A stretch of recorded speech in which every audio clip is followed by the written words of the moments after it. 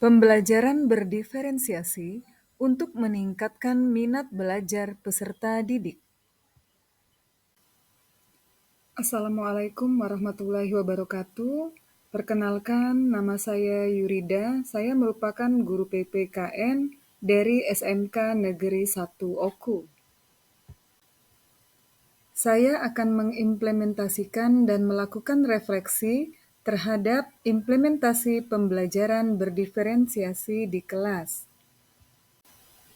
Situasi, penerapan implementasi kurikulum Merdeka membuat guru harus mengubah cara mengajar yang semula terpaku pada tuntutan kompetensi dan berpusat pada guru, kini pengajaran harus berpusat pada peserta didik, dengan memperhatikan karakteristik setiap peserta didik.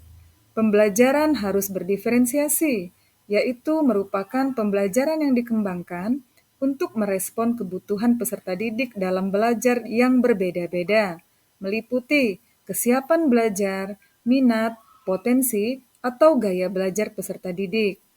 Pembelajaran berdiferensiasi di kelas bertujuan untuk menciptakan hubungan yang harmonis antara peserta didik dan guru untuk meningkatkan hasil belajar dan motivasi belajar peserta didik, untuk menciptakan kesetaraan belajar bagi peserta didik, sehingga meningkatkan minat belajar dan membuat peserta didik merasa tertantang untuk belajar. Sebelum merancang perangkat pembelajaran dan membuat strategi pembelajaran, saya memetakan kebutuhan belajar peserta didik terlebih dahulu.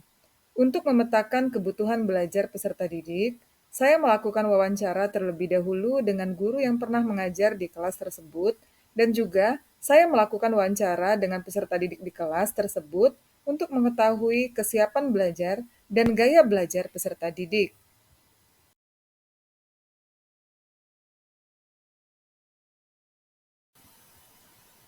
Pada saat mengidentifikasi kebutuhan belajar peserta didik, dari hasil wawancara dengan peserta didik, saya bisa menyimpulkan bahwa rata-rata peserta didik senang belajar dengan menggunakan media pembelajaran seperti video pembelajaran. Mereka juga senang dibuat kelompok diskusi, serta adanya ice breaking di kelas. Dari hasil wawancara dan observasi di kelas, saya menemukan perbedaan hasil belajar peserta didik, kesiapan belajar, dan gaya belajar. Untuk kesiapan belajar, peserta didik dengan pemahaman baik terhadap materi pelanggaran HAM berjumlah 12 orang. Peserta didik dengan pemahaman cukup terhadap materi pelanggaran HAM berjumlah 18 orang. Dan peserta didik dengan pemahaman kurang terhadap materi pelanggaran HAM berjumlah 6 orang. Untuk gaya belajar, visual terdapat 20 orang, auditori 13 orang, dan kinestetik 3 orang. Selanjutnya, saya membuat rancangan pembelajaran berdiferensiasi. Saya membuat rancangan pembelajaran berdiferensiasi berdasarkan hasil pemetaan kebutuhan belajar murid dengan menggunakan strategi pembelajaran berdiferensiasi, yaitu diferensiasi konten, diferensiasi proses, dan diferensiasi produk. Aksi pelaksanaan pembelajaran berdiferensiasi. Pada kegiatan pendahuluan, saya menyapa murid, berdoa bersama, melakukan apersepsi, serta menanyakan pertanyaan pemantik. Assalamualaikum warahmatullahi wabarakatuh. Waalaikumsalam warahmatullahi wabarakatuh. Apa kabar semuanya? Alhamdulillah, luar biasa, Allahu Akbar. Alhamdulillah ya, kita ketemu lagi di mata pelajaran PPKN untuk materi terbaru pada hari ini. Baiklah anak-anak sekalian, sebelum kita mulai pelajaran pada hari ini, kita berdoa terlebih dahulu. Silakan ketua kelas untuk memimpin doa. Sebelum pelajaran kita berdoa dulu. Silakan mulai.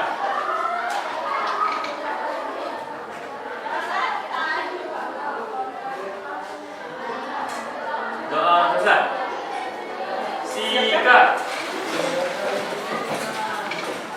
Beri salam. Assalamualaikum warahmatullahi wabarakatuh. Waalaikumsalam warahmatullahi wabarakatuh. Silakan duduk.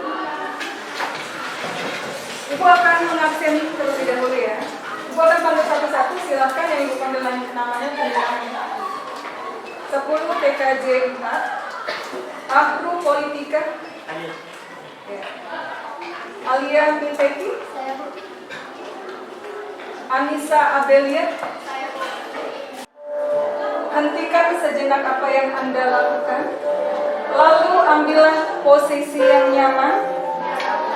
Tutup mata Anda.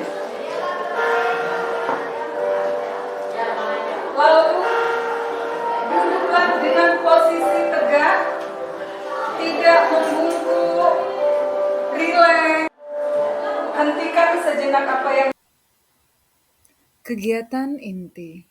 Saya menjelaskan materi pembelajaran pelanggaran HAM dengan menggunakan strategi pembelajaran berdiferensiasi berdasarkan gaya belajar dan kesiapan belajar peserta didik.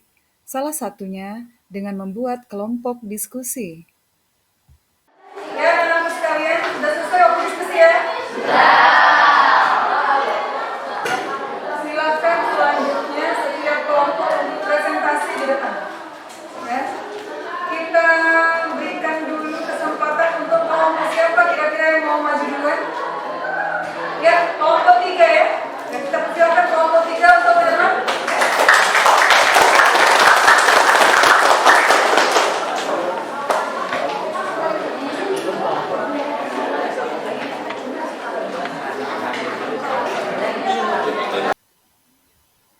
Pada diferensiasi proses, saya menerapkan strategi pembelajaran berdiferensiasi berdasarkan gaya belajar peserta didik, agar peserta didik mampu memahami materi sesuai dengan kebutuhan dan kemampuannya.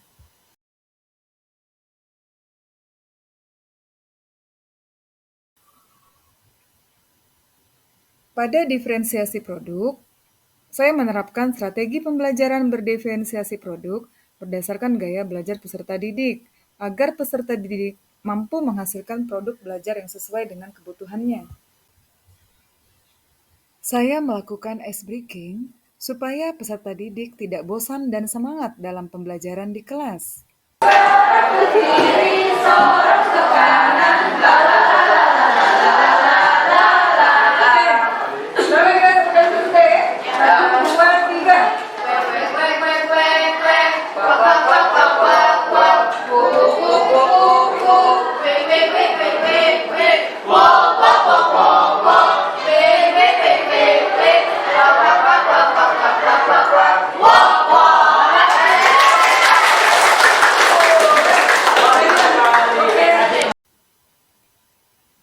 Penilaian pembelajaran.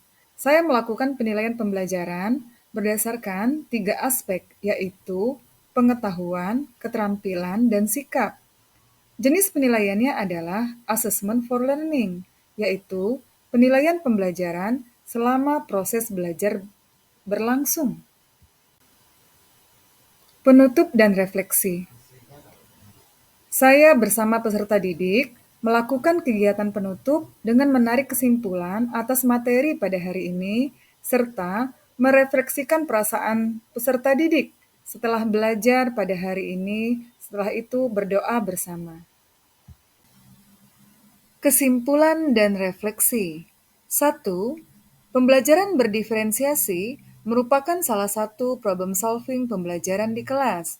2. Melalui pembelajaran berdiferensiasi, guru dapat menentukan strategi pembelajaran berdasarkan kebutuhan belajar peserta didik, sehingga peserta didik akan memahami pembelajaran berdasarkan gaya belajarnya sendiri. 3. Pembelajaran berdiferensiasi mampu meningkatkan minat peserta didik dalam belajar.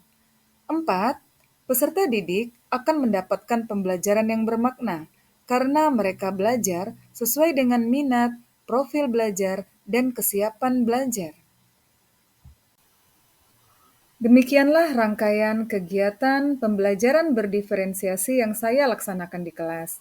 Semoga menginspirasi. Wassalamualaikum warahmatullahi wabarakatuh.